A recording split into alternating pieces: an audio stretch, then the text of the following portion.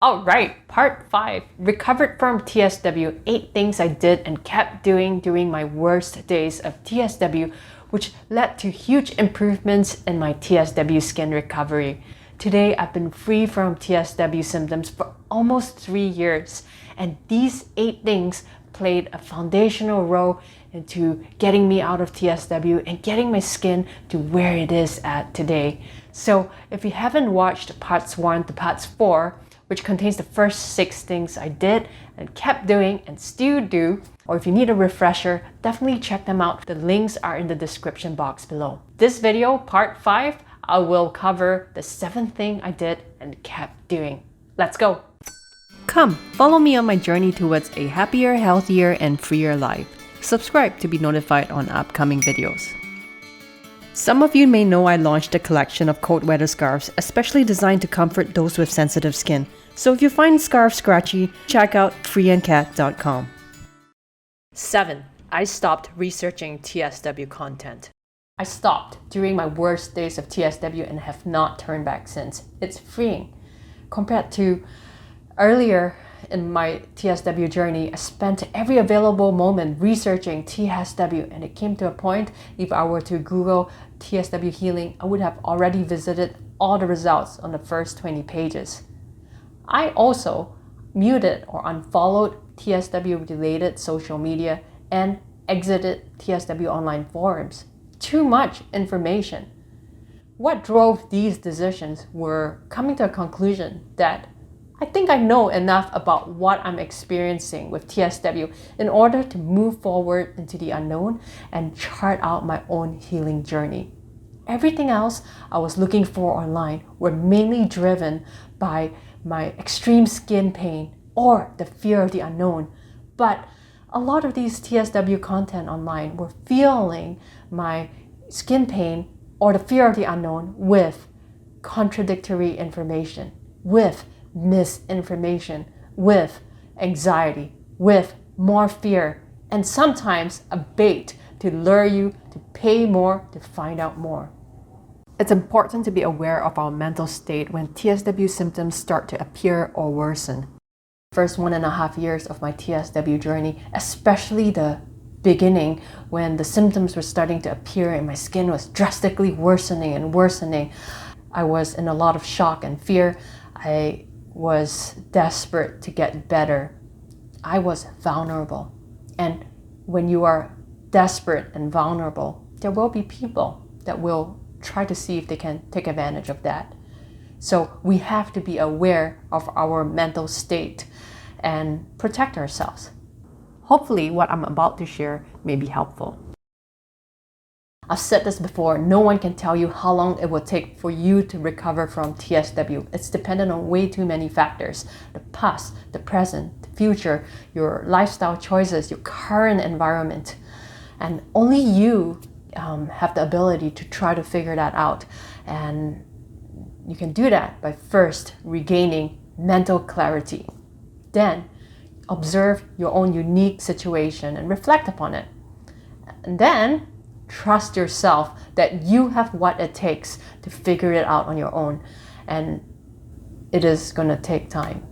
Here are some things I constantly thought about which helped me recover and got me to this point of self-awareness of my skin and triggers. I thought a lot about the past. The main underlying question at the back of my mind during TSW was, how did I get here?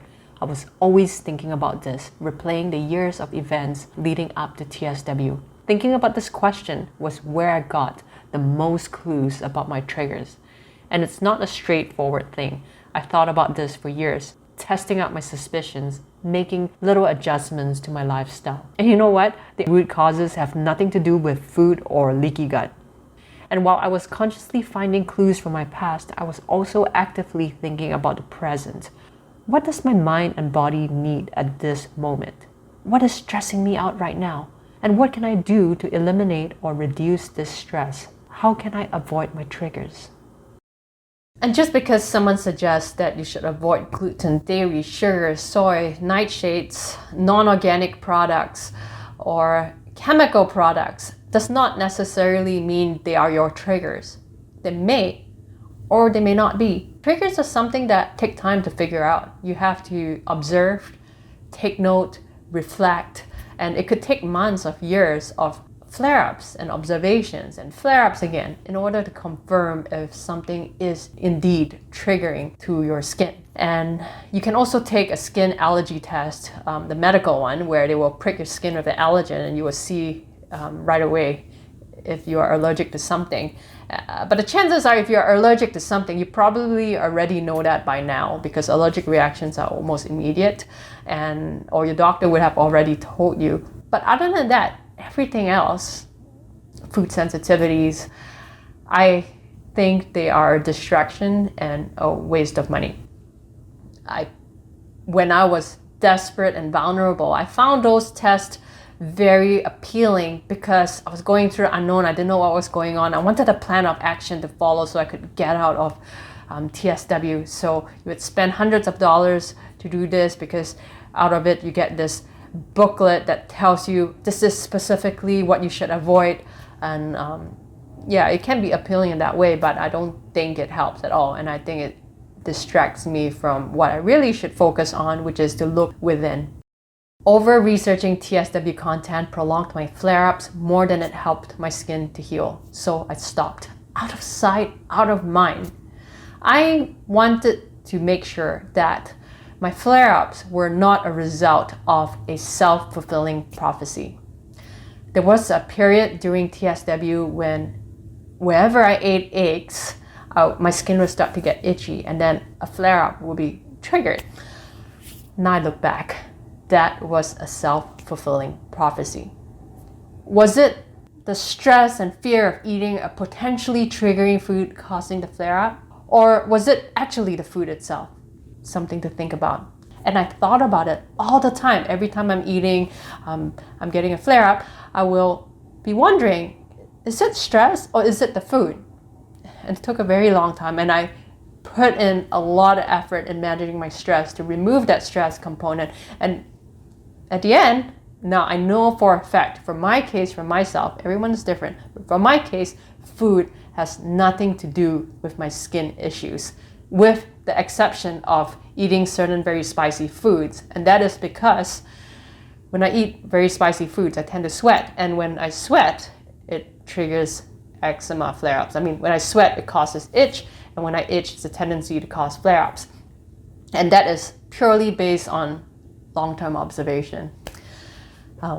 So food has nothing to do with my skin issues. However, due to the overconsumption of TSW and eczema content, there was a time I truly believed that eating all of these harmless foods were causing my flare-ups. And that prolonged my flare-ups. Probably caused a lot of unnecessary flare-ups as well due to the fear and stress. Today, I welcome you, if you're interested, to follow me on Instagram where I celebrate all the amazing foods I eat. I'll post up my meals from time to time, and I eat everything in moderation. No flare-ups.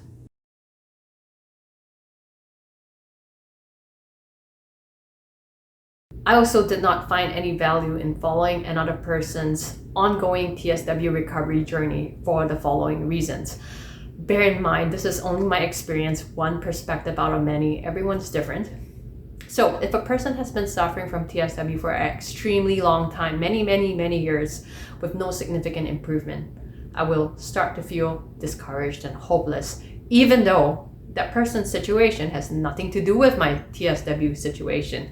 Healing time is different for everyone, dependent on many factors. And for that person, posting online could be to help others not feel alone, or an outlet to vent, or a coping mechanism to feel better. But when I consumed that content, I started to feel discouraged and hopeless. On the other hand, if a person has been suffering and starts to see drastic skin improvements and post a picture on social media, during the time I was going through it, it always come across as a contribution to the skin healing to one or two tangible things, like, look at my skin, it's great, I've been doing celery juice and it really helped my skin. Or, look at my skin, it's great, I've been trying out this certain diet and it really helped my skin. The chances are it's not just that one or two things. That person probably is doing a whole bunch of other stuff that has contributed to this skin healing, which is great. But how it comes across on social media had a different effect on me. So here's how I feel. At the beginning, I may feel excited, maybe even enticed to spend the money to try what they are trying. But if after 1 or 2 months, nothing happens, or even worse, if my skin starts to get worse, I would feel very discouraged, almost as though it would have been better not for me to consume that content. And what's interesting about all of these experiences is all of these content that I was consuming has nothing to do with my TSW reality. Yet, I notice it has the power to affect my emotions. And especially during TSW, if my emotions are affected, there's a tendency to trigger flare-ups. Flare-ups are common and normal during TSW recovery, but I don't need unnecessary flare-ups. One flare-up can set my skin back and prolong my healing journey by 5 to 6 weeks or even 2 to 3 months. I don't need unnecessary flare-ups. So I stopped looking at TSW-related content and I have not looked back since.